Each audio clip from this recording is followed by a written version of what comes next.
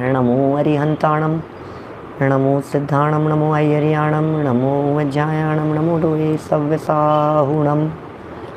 ओकारं बिंदु संयुक्तं नित्यं ध्यायन्ति योगिनः, कामदं मोक्षदं चैव ओंकाराय नमो नमः। अविरल शब्द घनो विप्रक्षालित सकल भूतल मलकलक, मुनिभिरुपासित तीर्था सरस्वती हरतु नो दुरितान्। अज्ञानतिमिरान्धानां ज्ञानाञ्जनशलाकया चक्षुरुन्मिलितं येन तस्मै श्रीगुरुवे नमः।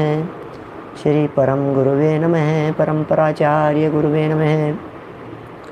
सकल कलुष विध्वंसकं श्रेयसां परिवर्धकं धर्म संबंधकं भव्य जीवं मनः प्रतिबोधकारकं पुण्य प्रकाशकं पाप प्रणाशकमिदं शास्त्रं श्री संयम प्रकाश नामधेयम्। अस्य मूलग्रंथकर्तारः श्री सर्वज्ञ देवास्तर्कंथकर्तारः श्री गणधर देवा प्रतिगणधर देव तेषां वचनानुसारमासाद्य आचार्य श्री कुन्दकुन्दाम्नाय आचार्य सूर्यसागरेण विरचितं श्रोतारः सावधानतया शृण्वन्तु। मंगलम भगवान वीरो मंगलम गौतमो गणी मंगलम कुन्दकुन्दाद्यो जैन धर्मोस्तु मंगलम।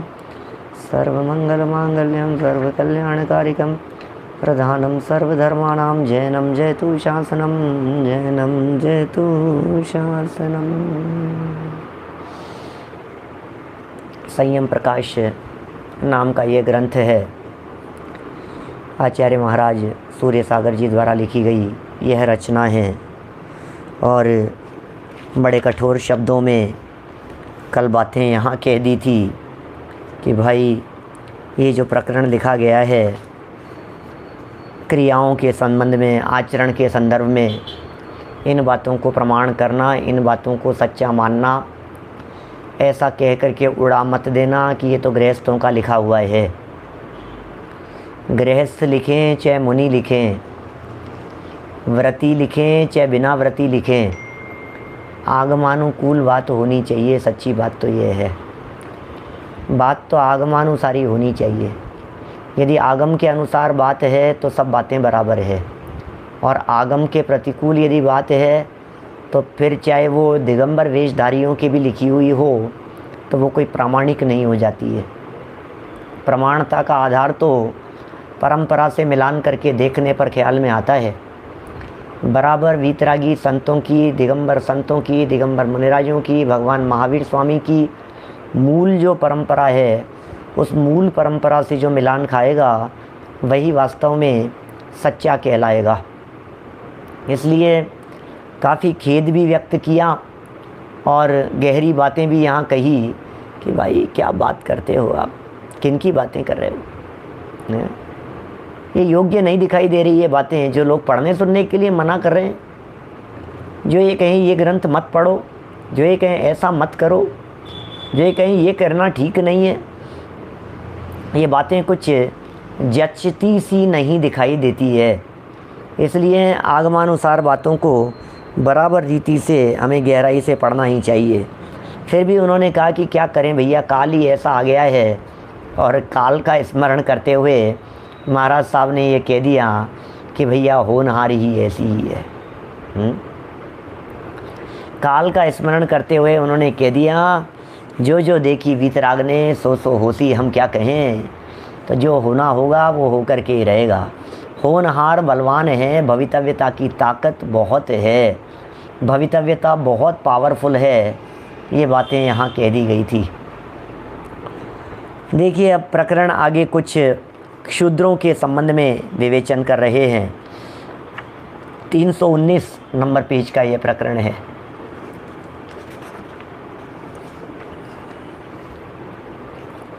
शूद्रों के संबंध में विवेचन। प्रश्न, शास्त्रों में शूद्रों के घर भोजन विधान भी अनेक स्थलों पर देखा जाता है। क्या यह ठीक है? क्या इसे ठीक कहा जाए? देखिए जो भी बातें यहाँ लिखी जा रही है, ये सब बातें लिखी हुई ही पढ़ना योग्य है, क्योंकि वर्तमान देश काल की परिस्थितियाँ, हमारा संविधान, हमारा कानून किसी भी जाति आदि के ऊपर आक्षेप करने की स्वीकृति नहीं देता। इसलिए लेकिन जो लिखा हुआ है उसे तो हम पढ़ ही सकते हैं, है ना। हम इसे यहाँ पढ़ेंगे, कोई बहुत ज़्यादा समझने योग्य यदि कुछ बात आएगी तो हम वहाँ उसकी चर्चा भी करेंगे, लेकिन सामान्य रीति से बस ज्ञान का ज्ञेय मात्र ऐसा बन जावे, ऐसा यह विषय है। तो शूद्रों के घर भोजन आदि करना अनेक स्थलों पर देखा जाता है। क्या ये बात ठीक है? क्या उनके यहाँ भोजन किया जा सकता है? उत्तर, शूद्रों के घर श्रावक को भोजन करना विहित नहीं है, योग्य नहीं है। अभी दो तरह के हैं ये, एक शूद्र दो प्रकार के माने गए हैं, एक भोज्य और एक अभोज्य। लो, माने एक इस तरह के जिनके यहाँ भोजन हो सकता है, जिनका भोजन, और दूसरे ऐसे भोजन नहीं हो सकता है। भोज्य शूद्रों का दूसरा नाम शोभन शूद्र भी है। उनके लिए श्रावकों के उच्च व्रत अर्थात क्षुल्लक पद तक के व्रत देने का विधान है, न कि उनके यहाँ भोजन करने का। श्रावक व्रत देने की अपेक्षा ही शोभन शूद्र ग्राह्य है, सो जानना। माने ये कह रहे हैं शूद्र व्यक्ति भी सच्चा जैन हो सकता है, इससे ज़्यादा और क्या बात कहेंगे? क्या बोलो, शूद्र व्यक्ति भी जो है वो व्यक्ति भी सच्चा जैनी हो सकता है, वो व्यक्ति भी सम्यक दृष्टि हो सकता है, वो व्यक्ति भी पंचम गुणस्थानवर्ती हो सकता है। शूद्र कुल में जन्म लेने वाला व्यक्ति भी हमारे यहाँ जैन परंपरानुसार क्षुल्लक पद माने 11वीं प्रतिमाधारी, माने वो पूज्य है वो पद। आप समझिए, आप भले ही शूद्र कुल में पैदा हुआ हो, लेकिन 11वीं प्रतिमाधारी तक यदि वो क्षुल्लक पद तक चला गया है तो क्षुल्लकों को तो हमारे यहाँ पूज्य कहा गया है। हम यहाँ उनका कोई अपमान नहीं कर रहे हैं, हम तो यहाँ जाति मात्र की चर्चा कर रहे हैं, है ना। ब्राह्मण, क्षत्रिय, वैश्य, शूद्र, आखिर ये 4 वर्ण व्यवस्था तो बताई ही गई है ना भारतीय संस्कृति में प्राचीन काल से। ब्राह्मण, क्षत्रिय, वैश्य और शूद्र, एडवोकेट साहब, ये बातें तो कही ही गई हैं। तो जो बातें भारतीय संस्कृति के अंदर कही गई है वो हम बराबर कह सकते हैं। यहाँ संबोधन को कानून में गुनाह माना है, यदि आप उन्हें अछूत कह करके पुकारते हैं तो वो हमारे यहाँ कानून में उसे ठीक नहीं माना है। इसलिए हम किसी को क्षुद्र कह करके पुकार नहीं रहे हैं, बल्कि हम तो क्षुद्रों को इतना सम्मान दे रहे हैं जितना सम्मान किसी दूसरी संस्कृति में नहीं दिया गया होगा। संजय जी भाई साहब, कितना सम्मान दिया है हमारे यहाँ। क्या हमारे यहाँ तो क्षुद्रों की पूजा करने तक की बात कह दी है, उत्तम श्रावक के रूप में। क्या समझ में आ रही है बात? उत्तम श्रावक के रूप में यहाँ ये बात कह दी है। देखिए, ब्राह्मण, क्षत्रिय, वैश्य, शूद्र, इनमें से शूद्रों का वर्णन यहाँ चल रहा है। कहा भी है, कारिणो द्विविधा सिद्धा भोज्या भोज्य प्रभेदतः भोज्येष्वेव प्रदातव्यम सर्वदा शुल्लक व्रतम। प्रायश्चित्त चूलिका का यह श्लोक है। शूद्र भोज्य और अभोज्य के भेद से 2 प्रकार के हैं। सदा शुल्लक व्रत भोज्य शूद्रों को ही देना चाहिए। माने यदि शुल्लक व्रत दिया जा रहा है तो भोज्य शूद्रों को ही दिया जाना चाहिए। नोट, यहाँ पर पंडित पन्नालाल जी ने उनके साथ भोजन करना लिखा है, वह समुचित नहीं मालूम होता, क्योंकि प्रकरण श्रावक व्रत का ही है, वह ही अपेक्ष है। और भी कहा है, देखिए प्रकरण थोड़ा सा लंबा है, मैं थोड़ा सा फास्ट भी पढ़ूँगा। 2 4 देखते हैं।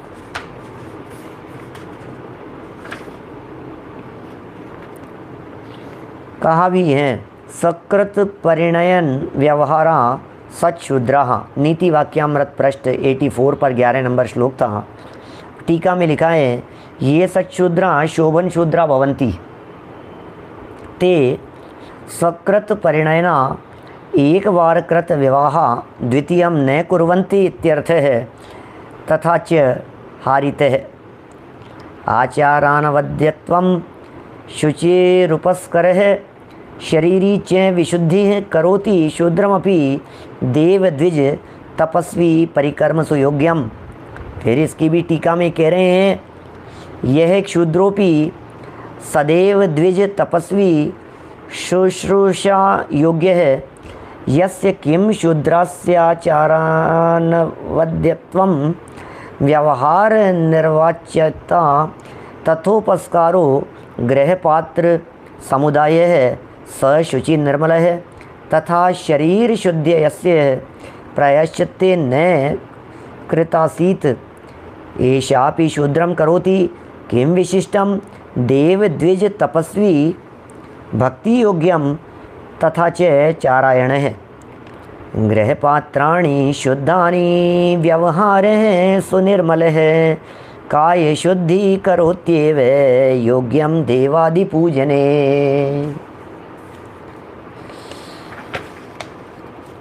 अथ सर्वेषां वर्णानां यह समानो धर्मस्तामा है।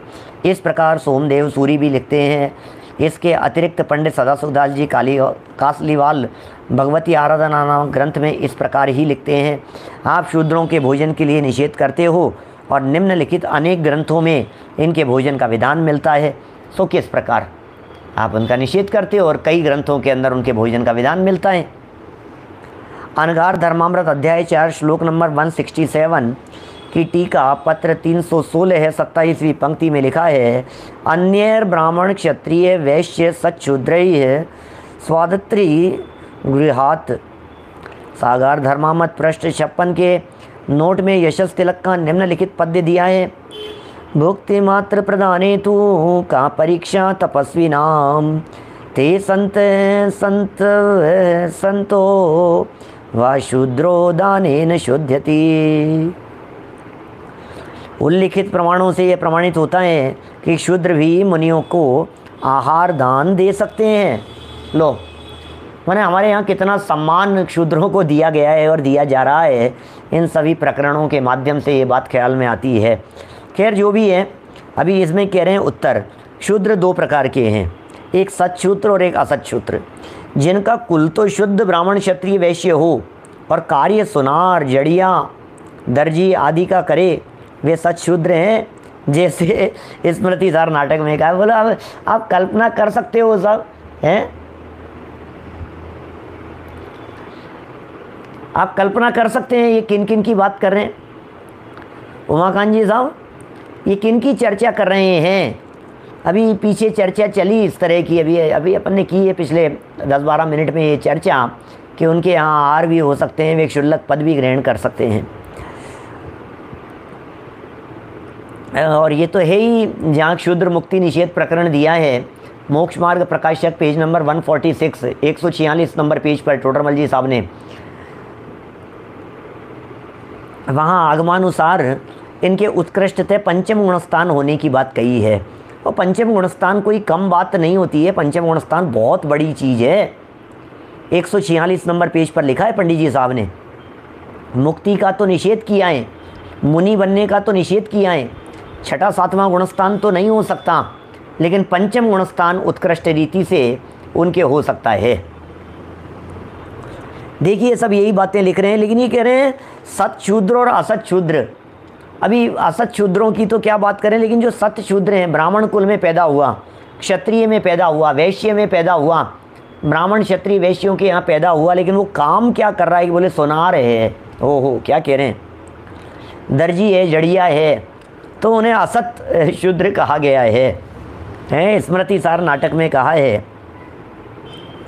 सक्री द्विवाह नियताः व्रतशीलादि सद्गुणाः गर्भाधानाद्यो पेता ये सच्छूद्रा कृषि जीविकाः। जिनके एक ही बार स्त्री विवाह होता हो एक ही बार स्त्री विवाह। क्या? और व्रतशील कर क्या युक्त हो, गर्भाधान आदि क्रिया जिनके शुद्ध हो, खेती करता हो, ऐसे त्रिवर्णी उत्तम कुली को सत्शूद्र कहते हैं। अच्छा काम करे, है ना, ऐसी बात है। देखिए ये सब किसी के भी संदर्भ में कुछ भी यहाँ प्रश्न करने जैसा तो है ही नहीं। इनको क्यों लिया, इनको क्यों नहीं लिया, क्या, हम तो एक ही बात कह रहे हैं, क्योंकि किसी के भी बारे में कुछ भी कहना अच्छी बात नहीं है। यहाँ तो जो बातें कही हैं माने वो काम अच्छे नहीं हैं, ऐसी बात है। टोडरमल जी साहब ने तो यहाँ तक लिखा, जैन कुल में पैदा हुआ और जैन कुल में पैदा होकर के भी यदि वो मांस मदिरा का सेवन करे तो उसको हम उच्च कुल वाला कैसे कहें? ये बताओ, आप ही बताओ। सारा खेल तो आचरण का है, वो नीच गोत्र कर्म वाला उसे कहा गया है। हम कैसे कहें? शराब पीता है, मांस मदिरा का सेवन करता है, कुशील व्यभिचार करता है, वैश्या सेवन करता है, हीन आचरण खोटी प्रवृत्तियां करता है, खान पान का आचरण का किसी तरह का कोई ठिकाना नहीं है, विचार विवेक नहीं है। अब ऐसे व्यक्ति को हम कैसे कहेंगे कि ये अच्छा व्यक्ति है? तो यहाँ तो सारा खेल बाह्य आचरण का है, उसी के आधार पर कथन किए जाते हैं, उसी के आधार पर ये सारे प्रकरण लिखे गए हैं। पात्रदानम च सच्छूद्रैः क्रियते विधि पूर्वकैः शीलोपवास दानार्चाः सच्छूद्राणां क्रियाव्रतैः। माघनंदीकृत कुमुद चंद्र संहिता का यह कथन है। इसका तात्पर्य ऊपर के अनुकूल ही है। धर्म संग्रह श्रावकाचार में तो आजकल के भट्टारकों ने अंट संट लिखा है। हे भगवान, क्या लिख देते हो आप। हम कोई उनके भी विरोधी नहीं है, हम भट्टारकों के भी विरोधी नहीं है, लेकिन जहाँ उन्होंने अंट संट लिखा है हम तो अंट संट का विरोध कर रहे हैं। यहाँ हम कोई यहाँ भट्टारक जी का विरोध नहीं कर रहे हैं क्या? हमारे तो सब भट्टारक जी वगैरह से सबसे बहुत अच्छे संबंध हैं, संपर्क हैं। यहाँ तो जो विरोध किया जा रहा है, उन्होंने जो उपकार है उनका, उस भट्टारक परंपरा का जो उपकार है उसे भी हमें नहीं भूलना चाहिए। यदि वो भट्टारक परंपरा नहीं होती तो शायद आज हमारे को ये प्राचीन ग्रंथ जो उपलब्ध हैं, ये उपलब्ध होना ये बड़ा दुर्लभ हो जाता। माने प्राचीन काल से जो लिखे गए पांडुलिपियाँ और ग्रंथ थे, आज उन ग्रंथों की सुरक्षा में ये भट्टारक वगैरह का, भट्टारक परंपरा का बहुत बड़ा योगदान रहा है। प्रश्न पूछ रहे हैं भट्टारक कौन होते हैं? अब जो भी होते हैं, है ना, एक प्रकार से तो ये पद पंचम गुणस्थान जैसा पद होना चाहिए क्या? लेकिन अब वो जो भी हो, जैसा भी, अब जैसी भी स्थिति है, लेकिन कहीं कहीं उन्होंने अपनी चलाने के लिए कुछ मिलावट भी कर दी। तो जहाँ जो मिलावट कर दी है उस अंट शंट लिखने का यहाँ निषेध किया गया है। धर्म संग्रह श्रावकाचार की बात कर रहे हैं ये। इसका मतलब धर्म संग्रह श्रावकाचार वो बराबर नहीं है। कुछ श्रावकाचार ग्रंथ ऐसे हैं जिन श्रावकाचार ग्रंथों को जैन परंपरा में प्रामाणिक मान्यता नहीं दी गई है। ऐसा है। देखिए जैसा लिखते हैं आगे, जैसा कह करके उदाहरण दे रहे हैं अंट संट के संदर्भ में। ते सच्छूद्रा असच्छूद्रा द्विधा शूद्रा प्रकीर्तिताः तेषां सकृ द्विवाहोति ते चाद्या परथा परे। वही धर्म संग्रह श्रावकाचार, उसी का निषेध कर रहे हैं ये।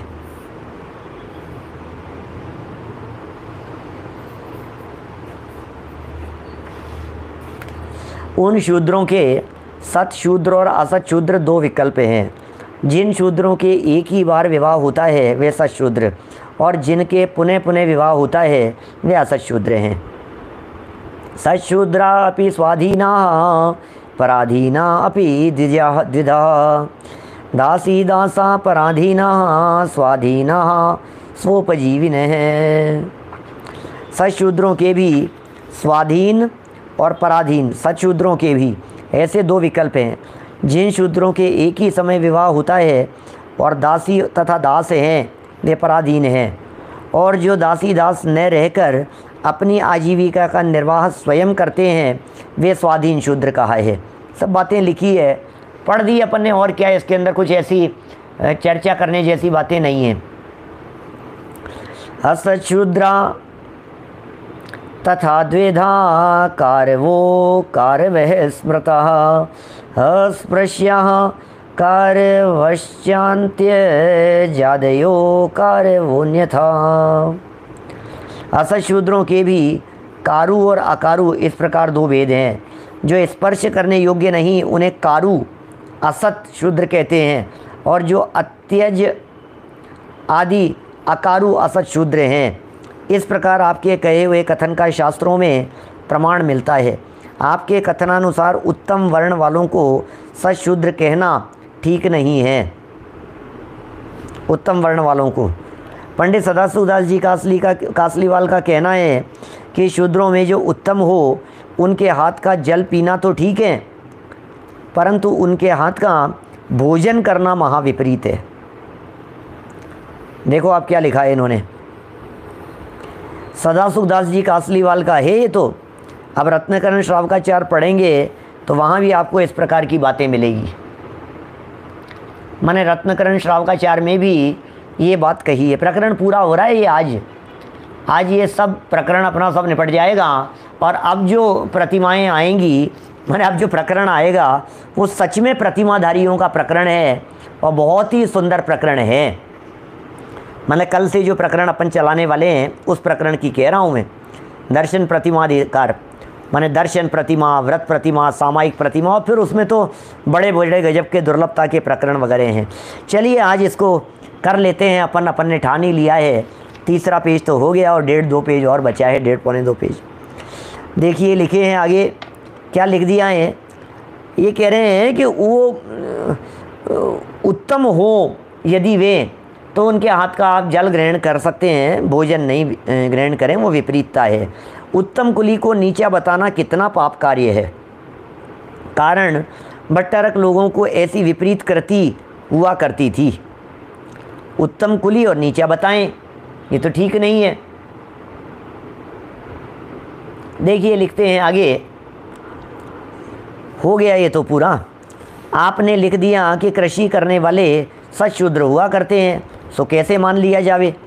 आदि पुराण में भगवान जिनसेन स्वामी ने कहा है कि वैश्य के 3 कर्म हैं, व्यवसाय, पशुपालन और कृषि कर्म।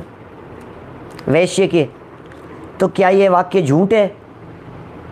इसका मतलब कृषि करने वाले, और ये जो पीछे जो बातें लिखी है ना, इनके संदर्भ में प्रश्न चिन्ह खड़ा करके महाराज ये कह रहे हैं आपने इनको कैसे कह दिया कि ये सच शूद्र हैं। ये बात बराबर नहीं है। ये तो वैश्य हैं, व्यापारी हैं ये तो, कृषि करने वाले तो, क्योंकि उन्होंने व्यवसाय के ही 3 कर्म कहे हैं। व्यवसाय, वैश्य के 3 कर्म, वैश्य में व्यापारी वर्ग, व्यवसाय, पशुपालन और कृषि कर्म। तो क्या ये वाक्य झूठ है? इसको झूठा वाक्य कहना चाहिए। ये वाक्य कदापि झूठे नहीं हो सकते।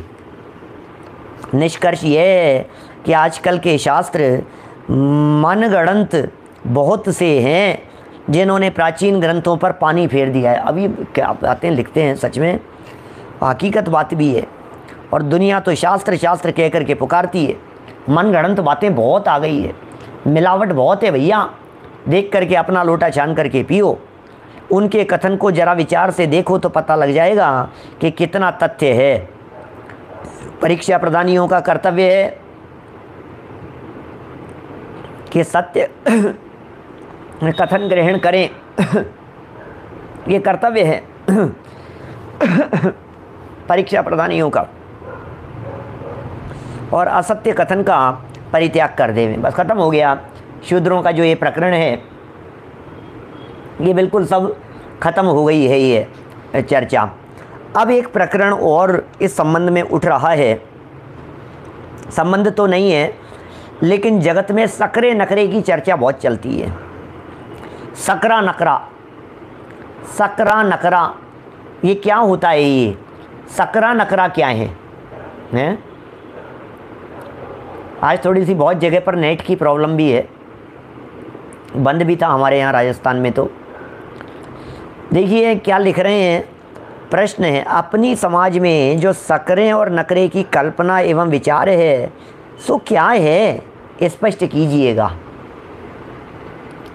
अब महाराज साहब स्पष्ट कर रहे हैं ही, सकरे को भी और नकरे को भी।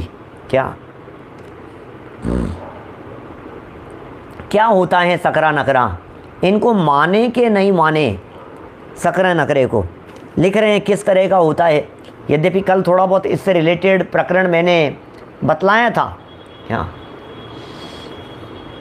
जैन शास्त्रों में सकरे और नकरे का कोई विचार नहीं मिलता है। जैन शास्त्रों में कल भी हमने कही थी ये बात। जैन शास्त्रों के अंदर तो सकरे नकरे की कोई चर्चा है नहीं, केवल मर्यादित भोजन का विचार मिलता है। हमारे यहाँ तो भोजन के संदर्भ में यही कहा है, आप मर्यादित भोजन कीजिए, सकरे नकरे का विचार मत कीजिए। वैष्णव संप्रदाय में भृंगी ऋषिकृत रससार संग्रह में ऐसा विषय अवश्य मिलता है कि जिन जिन पदार्थों में घी और तेल का संबंध मिल जावे वह नकरा है। क्या? और नमक आदि मिल जावे उसे सकरा कहते हैं। अब ये हिंदू शास्त्रों की बात कह रहे हैं ये, और जो इससे विपरीत हो वह सकराएं हैं। सकरा नकरा दोनों को एक ही श्रेणी में रखा जाता है। जैनों में भी देखा देखी यह रिवाज एवं परिपाटी चल पड़ी है। यह विषय में ठीक यही है कि स्थान शुद्धि का ध्यान रखें, भोजन बनाने व करने का स्थान शुद्ध पवित्र होना चाहिए, स्वास्थ्य पर इसका गहरा प्रभाव पड़ता है। बस कुल मिलाकर के ये कह रहे हैं, इसमें तो यही रिवाज इतना ही होना चाहिए कि आप जहाँ भोजन बना रहे हो उसमें द्रव्य क्षेत्र काल भाव का विचार कर लो। भोजन बनाने के लिए जो शुद्धि है उस शुद्धि का विचार विवेक कर लीजिए, और यदि शुद्धि का विचार विवेक है तो इतना उसके अंदर देख लेना, कहीं दोष तो नहीं लग रहा है, कहीं हिंसा तो नहीं लग रही है, कहीं पाप तो नहीं हो रहा है, कहीं उससे स्वास्थ्य के प्रतिकूल प्रभाव तो नहीं पड़ेगा। इतनी बातों का विचार जरूर कर लेना चाहिए। इतनी बात इन्होंने यहाँ लिख दी है सकरे नकरे के संदर्भ में। और एक बात हमने कह दी थी कल आपसे, पुनः कहता हूँ मैं उस बात को, ध्यान देने योग्य है, विचारणीय बात है। दूसरों की किचन में बना गया भोजन, पका हुआ भोजन, बना हुआ भोजन, तैयार किया हुआ भोजन अपनी किचन में न लेकर के आवे। बस यही विचार है ये। औरों के यहाँ बना हुआ भोजन अपने यहाँ नहीं लावें, क्योंकि उसमें शुद्धि के विचार संबंधी बात नहीं हो सकती है। ये सब बातें मर्यादा का भोजन करने वालों के संदर्भ में है। कम से कम ज्ञान का विषय तो बननी ही चाहिए। कम से कम वन टाइम हम इस बात को पढ़ें तो सही, एक बार तो ये बातें हमारे ज्ञान का विषय अवश्य ही बननी चाहिए। तो लिख दिया है इन्होंने। क्या होता है भैया, आप किसी दूसरे की किचन का भोजन ला रहे हो और फिर मुनिराज को अपने यहाँ पड़गान कर रहे हो, तो ये बात कैसे चलेगा? आपने मुनिराज को पड़गान करते समय फिर झूठ बोल दिया, इसका मतलब यही तो होगा ना। आपने महाराज को कहा, महाराज पधारिए, आहार जल शुद्ध है, द्रव्य शुद्धि, भाव शुद्धि, क्रिया शुद्धि, आपने मन वचन काई की शुद्धि कह दी, आपने आहार जल शुद्ध कह दिया आपने महाराज को। जब आपने आहार जल शुद्ध कह करके बोल दिया और आपको पता ही नहीं है कि आहार और जल मर्यादा से, पवित्रता से बना है या नहीं बना है, तो आपके द्वारा कहा गया वचन तो झूठा ही हो गया ना। क्या अनाज की चीज़, नमक की चीज़, जिसमें नमक डला है वही बात आ गई है इसके अंदर, अनाज और नमक, इस तरह की चीज़।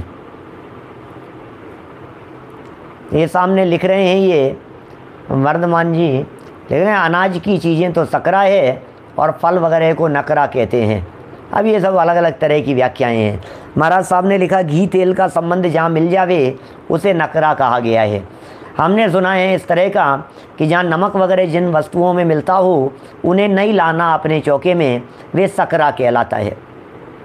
इन सारी बातों के पीछे प्रयोजन एक ही है जो मैंने आपको बतला दिया। इनके पीछे छिपा हुआ रहस्य वही है कि कि इनसे ये समझना कि भाई वो शुद्धि का प्रसंग नहीं बन पाता है, अपने को पता नहीं है वो क्या बना था, क्या आया था, क्या हुआ था। इसलिए चलिए खैर, ये कोई बहुत ज़्यादा महत्वपूर्ण बात नहीं है, बस इतना ही ध्यान रखना इधर उधर नहीं करें।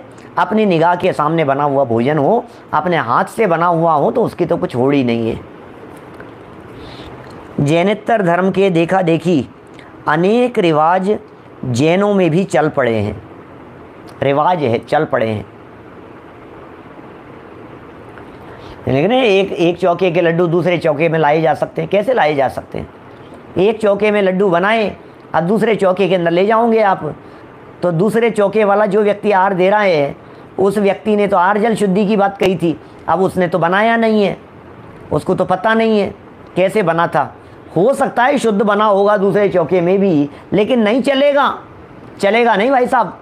दूसरी जगह से बना करके अपन मंगवा लेवें और कर लेवें, ये बातें चलती नहीं हैं, क्या ये चलने योग्य नहीं है। ये कह रहे हैं भाई साहब बहुत सारी बातें जैनों में भी इस तरह के रिवाज चल पड़े हैं, वे अभी तक बराबर जारी नहीं मिटे हैं। जैन धर्म में जो भोजन के विषय में केवल, अब सच्ची बात कहते हैं क्या होना चाहिए, यह केवल द्रव्य, क्षेत्र, काल और भाव शुद्धि के अतिरिक्त अन्य विचार अपने देखने में नहीं आया, विशेष ज्ञानी जाने। भैया ये कह रहे हैं महाराज साहब हमारे तो कहीं देखने में नहीं आया, सब जगह पर द्रव्य, क्षेत्र, काल, भाव की ही चर्चा पढ़ने में आई है, भाव शुद्धि की चर्चा पढ़ने में आई है। हमारे यहाँ ये सकरे नकरे की चर्चा कहीं आगम में पढ़ने में नहीं आई। और कितने ग्रंथ पढ़े हैं इन्होंने, क्या जब इनके ही देखने में नहीं आई। आप देखिए इनके देखने में नहीं आई, क्या हजारों लोग सामने रहे, आप लोगों में से हजारों लोगों में से किसी ने पढ़ी है क्या? हमने भी बहुत ग्रंथ पढ़े हैं, आप लोगों ने भी बहुत पढ़े होंगे, आपने बहुत सुने भी होंगे, मेरे से बहुत बहुत बड़ी उम्र वाले भी लोग होंगे, बुजुर्ग लोग भी सामने बहुत सारे हैं जिन्होंने अपनी ज़िंदगी में खूब स्वाध्याय किया है। आप लोगों ने कभी सकरे नकरे की चर्चा किसी आगम ग्रंथ में, शास्त्र में पढ़ी है क्या? सुनी तो है सबने, घरों में तो बहुत चलती होगी, ताई जी मानते थे, दादी जी मानते थे, दादाजी मानते थे, जहाँ भी है। लेकिन मैं सब स्वाध्यायी समाज, इतना बड़ा समाज बैठा हुआ है, मैं सबसे पूछना चाहता हूँ, सोचो जरा गंभीरता से एक बार, कभी कहीं कोई बात आई है क्या? महाराज साहब ने कितने सैकड़ों ग्रंथों के प्रमाण प्रस्तुत किए हैं, इनके ही जब नहीं आया इस तरह का कहीं पढ़ने में, देखने में, हम कहाँ से बात करें? क्या आगम ग्रंथों की बात करते हैं, जैन ग्रंथों की बात करते हैं, और फिर ये कह रहे हैं मिलावट तो बहुत है भाई साहब, तो इसके अतिरिक्त अन्य विचार अपने देखने में नहीं आया, विशेष तो ज्ञानी जन जाने। आप लोगों के सामने रख दिए भाई साहब, क्या ज्ञानियों के सामने रख दिए ये बातें, आप विचार कीजिए। बोलो हर्षवर्धन जी साहब विचार करो, महेंद्र जी साहब विचार कीजिए, क्या करें? चलो कोई बात नहीं, निपटा, अपन तो पीछे छूट गया अपना तो इस प्रकरण से, और आगे बढ़ो। भोजन के अंतराय संबंधी भी यहाँ इन्होंने कुछ बात कही है। ये भोजन के, ये सारे जो अंतरायों की जो चर्चा है, भोजन के अंतराय, अब ये भोजन के अंतराय कोई श्रावकों के थोड़ी ना है, उत्तम श्रावकों के हैं, व्रती श्रावकों के संदर्भ में इस प्रकार की बातें कही जा सकती है क्या? अंतराय के संदर्भ में यहाँ बात कह रहे हैं, है ना। परंपरा से देखा जाता है, अब परंपरा की तो क्या बात करें, ये तो सब ऐसे ही बातें हैं, परंपरा में तो कितनी बातें ही तो कह रहे हैं, मिलावट चल पड़ी है बीच में, इसलिए बहुत गंभीरता से विचार करने जैसा है। अंतराय के संदर्भ में मुझे ज़रूर कहना है, क्योंकि अपन मुनिराजों के आहारचर्या के संदर्भ में अंतराय हो गया, महाराज साहब को अंतराय हो गया, इनको अंतराय हो गया, अंतराय नहीं हो जावे, 46 दोष और 32 अंतराय टाल करके महाराज भोजन लेते हैं, अंतराय टाल करके आहार लेते हैं, अंतराय हो गया उनका तो छोड़ देते हैं, भोजन ग्रहण नहीं करते हैं। तो ये प्रकरण चल रहा है श्रावकों का, श्रावकों में भी पंचम गुण स्थान वर्तियों का, तो कितनी रीति से इस बात का पालन करना चाहिए और कौन से अंतराय यहाँ लागू होते हैं, उसकी थोड़ी सी बात है। अपने भी जहाँ लागू होती हो, समझ में आती हो अपने को, उतना अपन कर ले। क्या कोई लाग लपेट नहीं है, जो बातें जितनी समझ में आई है संजीव जी साहब दिल्ली से, जितनी महाराज साहब के जो जो आगम के से मिलान खा रही थी, जो जो मूल परंपरा से मिलान खा रही थी, उसको इन्होंने स्पष्ट लिख दिया कि ये तो सही है। जो आगम से मिलान नहीं खा रही थी उनके ऊपर चोट मार दी, दृढ़ता से कथन करने के अंदर चूके नहीं है, जमा करके दी है, खींच के लगाई है। माने महाराज साहब बिल्कुल चूकते नहीं है, जहाँ जो प्रसंग बनता है बराबर ठोक बजा करके कहते हैं कि ये ग्रंथ में ही गलत लिख दिया है, ये बराबर मेल नहीं खा रहा है। अपने लिए तो प्रामाणिक ग्रंथ के रूप में अपने सामने उपलब्ध है। श्रावकाचार्य ग्रंथ, श्रावकाचार्य ग्रंथ समझ करके अपन पढ़ ले हुए। महाराज साहब कह रहे हैं कि अरे श्रावकाचार्य ग्रंथ तो ये कंकड़ मिले हुए चने हैं, क्या कर रहे हो भाई साहब। बीच बीच में इसमें कुछ बातें अच्छी होगी तो कुछ कुछ जगह कंकड़ भी मिला दिए गए होंगे क्या। क्या कहें हैं भाई साहब। देखो अंतराय की बात करते हैं, क्या लिखते हैं जरा सुनना। शास्त्रकारों ने निम्न प्रकार से भोजन के अंतराय बताए हैं।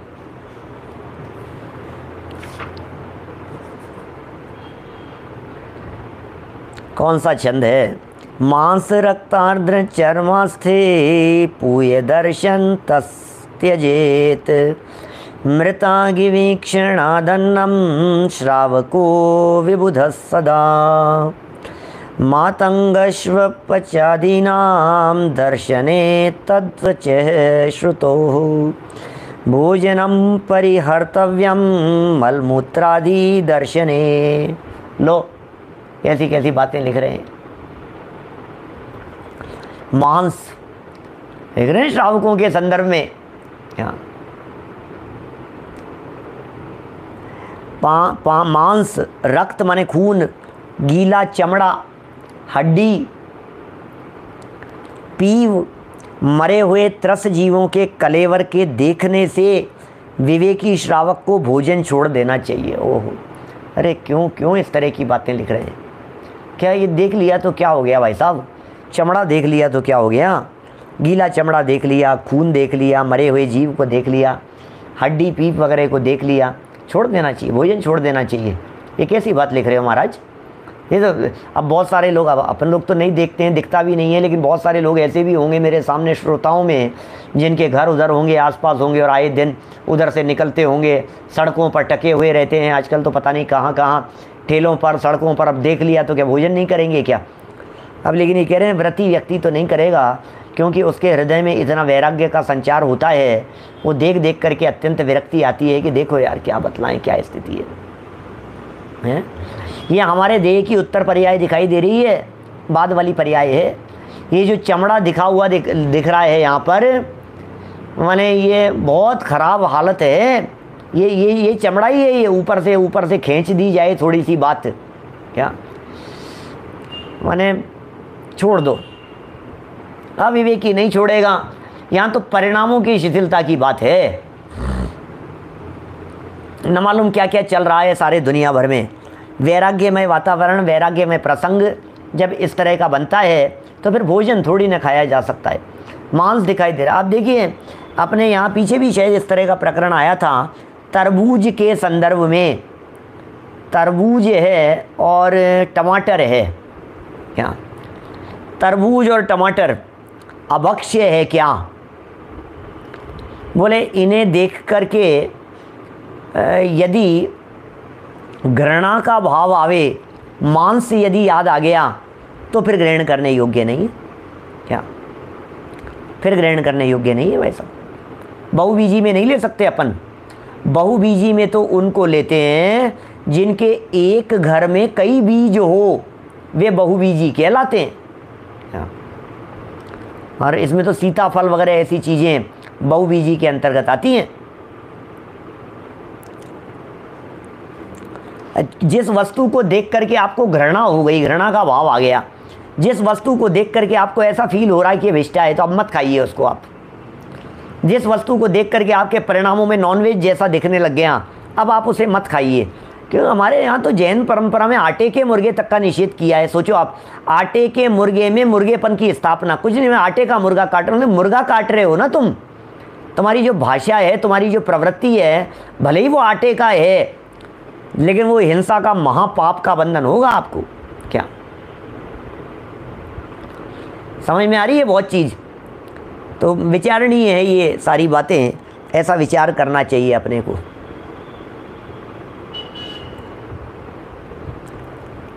देखिए कहाँ कहाँ तक बातें बतलाए। ये तो बात सामने लिख रहे हैं, अब मैं क्या बतलाऊँ इनको।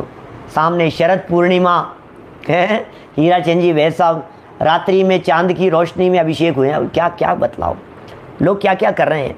माने इस लेवल तक विकृतियाँ आ गई है, हमारे पास में शब्द ही नहीं है, हम कुछ बोल ही नहीं सकते। माने चंद्रमा देखकर, शरद पूर्णिमा है, पूर्णिमा की चांदनी में ओहो इससे ये होगा, उससे किससे क्या होगा, क्या कर रहे हो आप, कुछ विचार विवेक नहीं है। 15 अगस्त 26 जनवरी के दिन, अभी इन सालों में तो नहीं देखा सुना मैंने, लेकिन 4-5 साल पुरानी बात है, तिरंगा अभिषेक देखा, फोटोएं आई कलश करते हुए की। भैया तुम ग्रीन कलर से इधर से करना, इस साइड से, भैया तुम इस साइड से इस केसरिया कलर करना, तुम वाइट कलर से यहाँ बीच में करना, ये तिरंगा अभिषेक। अरे 15 अगस्त का दिन है, भगवान की प्रतिमा, विशाल प्रतिमा खड़ी हुई है, तिरंगा अभिषेक करेंगे अपन, 3 रंग की प्रतिमा और फिर फ़ोटो खींचो आप। वो हमने मनाया है साहब 26 जनवरी, बहुत जगह हुआ है। तो साहब एडवोकेट साहब कह रहे हैं, आई थी बहुत सालों पहले की, देखी है इस तरह की बातें हमने भी। अब ये क्या हो गया है, ये पागलपन नहीं है तो और क्या है। अभी भी करते हैं 15 अगस्त 26 जनवरी को, लो हम क्या बताएं।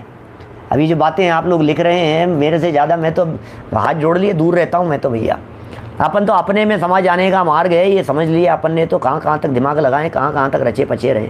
लेकिन देखते हैं दुनिया भर में हो क्या रहा है। ये जितनी विकृतियाँ देखी जा रही है, आपने देखा होगा उमाकांत जी साहब, आपने देखा होगा जितनी विकृतियाँ देखी जा रही है, ये सब खोटी खोटी न मालूम क्या क्या चल रही है। कहाँ तक बात कहें।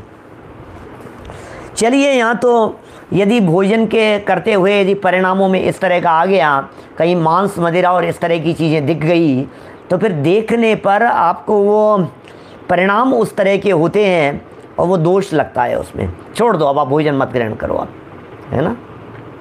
चांडाल आदि के भोजन काल में दिखाई देने पर या मारो काटो आदि भयंकर शब्द सुनाई देने पर तथा मलमूत्र आदि के दिखाई देने पर श्रावक को भोजन छोड़ देना चाहिए। अब मलमूत्र दिखाई दे रहे हैं, है ना, और ये सब दिखाई दे रहा है, जो भी ये मारो काटो भयंकर पूजा के शब्द सुनाई दे रहे हैं, ये सब लिख रहे हैं, ये पतियों की पूजा होती है। काई क्या क्या चलते हैं अपने यहाँ। जैन परंपरा में तो ऐसा है नहीं भाई साहब, जैन परंपरा में तो ये सब चर्चाएं हैं नहीं। कहाँ कहाँ की बातें कहाँ कहाँ से आ गई है। अपने आप को संभालो, अपना लोटा छान करके पियो, अपने में जो विकृतियाँ दिखाई दे रही हो उन विकृतियों को सुधारो। अपनी गलतियों को अपन ही सुधार सकते हैं भाई साहब। जितना संभव हो सके अपने आप को बदलने का और सुधारने का प्रयास करना चाहिए। और अभी तो हुआ क्या है, अभी तो पंचम काल की शुरुआत जैसे हालात हैं, 2500 वर्ष बीते हैं और अभी तो धीरे धीरे करके क्या क्या होगा, माने जितना हम देख रहे हैं हमारे दादाजी वगैरह ने उतना नहीं देखा था, और जितना हम देख रहे हैं उससे कई गुना ज़्यादा हमारे पोते पोतियाँ देखेंगे। क्या साहब, कौन सा कुंड, कौन सा हवन, कौन सा क्या, कौन सा करवा चौथ है, कौन सी साड़ियाँ बिकती हैं, ये होता है, दुनिया भर के काम क्या क्या होते हैं। चांद देख रहे हैं, भोजन कर रहे हैं। एक तरफ तो कह रहे हैं रात्रि के अंदर आप यदि एक बूंद भी यदि पानी की पीवो तो खून पीने के बराबर है, और फिर आप ये कह रहे हो कि चांद देख करके भोजन करो। तो ये दोनों बातें परस्पर में विरोधी दिखाई दे रही है। हमें तो समझ में नहीं आ रहा है क्या बात है। चलो एक और श्लोक बचा है, 323 पेज पर देखिए, और भी कहा है, और कुछ भी कहते हैं क्या, कुछ नया, कुछ अलग हटके ये पागलपंथी की सीमा को लॉन्च कर दिया। सही कह रहे हैं भाई साहब जगनेश भाई, ये तो लोग पता है क्या, तो कुछ अलग हटके करो कि दुनिया देखे, कुछ अलग हटके करो कि फिल्म बने, कुछ अलग हटके करो कि लोग देखें। अरे क्या अलग हटके, अलग हटके तो एक काम है, अपने गायक भगवान आत्मा को देख ले, वो अलग हटके काम है। आज तक अनादि काल से अपने चैतन्य आत्म तत्व को नहीं देखा, उसे देख लेता तो अलग हटके काम हो जाता। बाकी तो क्या लेना देना है। अनंत काल हो गया, अनंत बार रुलते हुए जगत में विषय कषायों की परिस्थितियों में ऐसा कौन सा काम है पंच परावर्तन करते हुए जो अनंत बार नहीं किया है। अनंत बार किए हैं सारे काम कि नहीं कुछ अलग हटके। तो अलग हटके माने कहाँ से हटके, कि पर से हटके अपने में आ जाए, इसका नाम है अलग हटके। क्या हट तो सही तू एक बार पर से, अलग हटके करना चाहता है, कुछ हटके करो, कुछ नया करो। नया माने क्या? नया माने क्या होता है? दुनिया भर में जितने भी काम कर रहे हो ये कुछ भी नए नहीं है। काम भोग बंधन की कथा तो अनंत बार सुनी है, कुछ भी नया नहीं है, कुछ नया होता ही नहीं है। क्या नया यदि है तो रत्नत्रय नया होगा, नया यदि है तो मोक्ष मार्ग की प्रकटता नई होगी, नया यदि है तो सब कुछ होगा ऊर्ध्वगामी के लिए जो भी होगा। क्या बाकी तो कुछ नया नहीं मिलेगा। चलिए और देखिए, देखिए ये तो दंगे करेंगे वो भी नए हैं। ये तो नया करने के नाम पर दंगे करने लग जाए, नए करने के नाम पर लड़ाई झगड़े करने लग जाए, ऐसी हालत है दुनिया की। चर्मादि पशु पंचाक्ष व्रत मुक्त रजस्वला रोम पक्ष नखादीनां स्पर्शनात् भोजनं त्यजेत श्रुत्वा मांसादि निंद्यात् मरणाक्रंदन स्वरम बन्हि दाहादिकोत्पातं न जिभ्रेत व्रत शुद्रे। धर्म संग्रह श्रावकाचार्य 41वां श्लोक है। चमड़ा आदि अपवित्र पदार्थ, पंचेंद्रिय पशु, व्रत रहित पुरुष, रजस्वला स्त्री, देखो आप, रोम नख आदि पदार्थों का स्पर्श हो जाने से भोजन छोड़ देना चाहिए। क्या अब फिर भोजन छोड़ देने योग्य है यदि ये सब प्रवृत्तियां दिखाई दे रही है तो। मांस, मदिरा, हड्डी, मरण, रोने का शब्द, वैसे तो मुनिराजों के लिए तो 100% लागू ही होती है ये सारी बातें।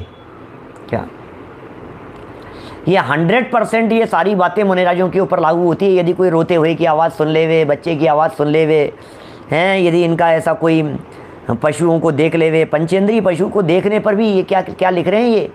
क्या रोने का शब्द, वन्नी मतलब आग देख लेवे, दाह अग्नि में जलता हुआ किसी को देख लेवे, तथा उत्पाद आदि सुनने के बाद व्रत शुद्धि चाहने वालों को भोजन नहीं करना चाहिए। माने व्रतों की शुद्धि जो लोग चाहते हैं उन्हें भोजन नहीं करना चाहिए। रोम भी वही है, मांस जैसा ही है, रोम छिद्र कहते हैं इनको, शरीर को, ये रोम छिद्र हैं। ये रोम मानी भी चमड़ा ही है। रोमज शब्द, वस्त्रों के अंतर भी रोमज शब्द का प्रयोग आया है। तो रोम माने चमड़ा, वो चमड़े को ही रोम कहते हैं, मतलब चमड़े के वस्त्रों को रोमज कह करके पुकारा है। 5 प्रकार के वस्त्रों की चर्चा की है जयचंद जी छाबड़ा साहब ने अष्टपाहुड़ ग्रंथ में किसी गाथा के भावार्थ लिखते समय, ऐसा है। चलिए इस प्रकार श्री 108 दिगंबर जैनाचार्य श्री सूर्य सागर जी महाराज द्वारा विरचित संयम प्रकाश नामक ग्रंथ के उत्तरार्ध की, माने पूर्वार्ध था, वो पूर्वार्ध मुनिराजों का वर्णन करने वाला ग्रंथ है, इसलिए अपन ने ये पूर्वार्ध ग्रंथ नहीं चलाया, ये उत्तरार्ध ग्रंथ चलाया है। तो इस उत्तरार्ध ग्रंथ की पाक्षिक आचार अधिकार नामक द्वितीय किरण, माने इस उत्तरार्ध की द्वितीय किरण, सेकंड चैप्टर जैसा समझ लीजिए, बड़ा संपूर्ण ग्रंथ की 7वीं किरण ये समाप्त हुई है। और ये इस तरह से खान पान संबंधी प्रकरण जो चल रहा था हैं, और ये सब जो इधर उधर के जो भी ये प्रकरण चल रहे थे, जिनमें थोड़ा सा अपने को ऐसा लग रहा था कि ये क्या क्या कह रहे हैं, भोजन शुद्धि, आहार शुद्धि, क्रिया शुद्धि, ये दुनिया भर की जो शुद्धि उद्धि के संदर्भ में जितने भी प्रकरण चल रहे थे, मोटे मोटे तौर पर तो ये यहाँ एक प्रकार से संपन्न हो गए हैं। और अब जो प्रकरण आ रहे हैं वो सच में कुछ अलग हटके आ रहे हैं। आपको अलग हटके सुनना है ना, तो अब अलग हटके आ रहे हैं। तो अलग हटके चर्चा माने जो आगे उत्तरार्ध तृतीय किरण दर्शन व्रत प्रतिमा अधिकार को लेकर के कल हम आपके बीच में शुरू करेंगे। अभी की चर्चा को यहीं विराम देते हैं। जनवाणी स्तुति। निज निधि निज में बताई, यह अनंत उपकार है, उसके लिए जिन वाणी माँ को वंदना शत बार है, वंदना शत बार है। नौ बाण मुखार नमो मरिहंताणं सताणं।